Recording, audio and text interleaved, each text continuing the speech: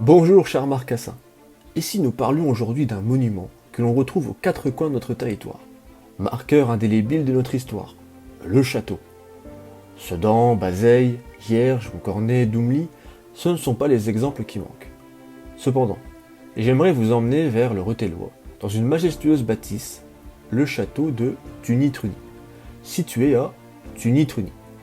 Le château que nous pouvons admirer aujourd'hui voit le jour dans la seconde moitié du XVIe siècle, sous l'impulsion d'un certain Suzanne. Vous pouvez d'ailleurs admirer le Châtelet, seul rescapé d'un château féodal. Il maria sa fille Catherine au marquis Charles de Moix, laquelle donna naissance à Claude, qui hérita du domaine jusqu'à ce qu'elle décida de prendre l'habit au Saint-Sépulcre de Charleville dans les années 1620. D'ailleurs à cette époque que fut réalisée la gravure de Claude Châtillon que vous avez sous les yeux. En 1653, Turenne, encore lui, décidément il est partout, y rencontra Mazarin.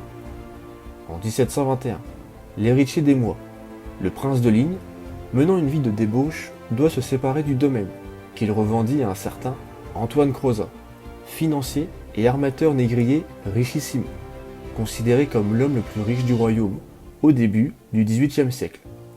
C'est sous les Crozat que le château vit sa période la plus faste. Il y avait également une magnifique bibliothèque, qui fut plus tard en partie vendue à Catherine de Russie.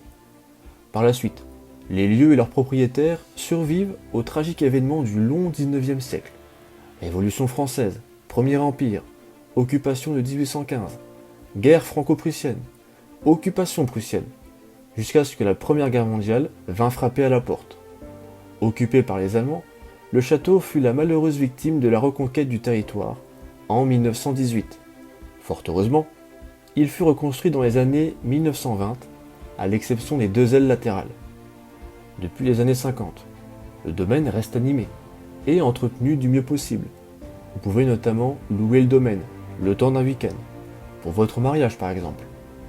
Les lieux appartiennent toujours à la famille et sont inscrits au titre des monuments historiques par l'arrêté du 12 juin 1946.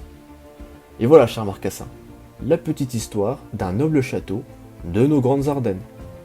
J'en profite pour vous passer une annonce. Dans les jours qui viennent, nous allons commémorer la bataille des Ardennes de 1940. C'est ainsi que je vous proposerai, exceptionnellement, une vidéo quotidienne, afin de vous relater au jour le jour cet événement d'importance. Je vous donne ainsi rendez-vous vendredi prochain, même heure, pour une prochaine vidéo. Ardennes tient ferme.